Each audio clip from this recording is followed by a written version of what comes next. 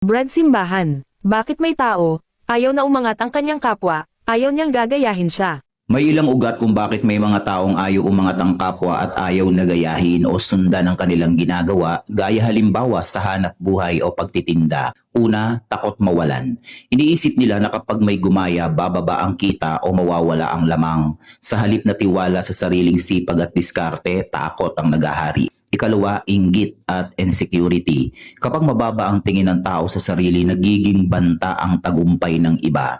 Ayaw nilang may kasabay o may mas umangat. Ikatlo, maling pag-unawa sa biyaya. Akala nila limitado ang biyaya na kapag may umangat, may mawawala sa kanila. Pero sa totoo lang, ang biyaya ng Diyos ay hindi nauubos kapag ibinabahagi. Ikaapat, puso na kulang sa malasakit. Kapag sarili lang ang iniisip, mawawala ang diwa ng kapatiran. Nakakalimutan na ang tunay na pag-unlad ay sabay-sabay, hindi paunahan. Sabi ng salita ng Diyos, huwag ninyong hanapin ang pansariling kapakanan, kundi ang kapakanan ng iba. Ang taong may malinis na puso ay hindi natatakot sa paggaya dahil alam niyang ang Diyos ang tunay na pinanggagalingan ng kanyang pagpapala.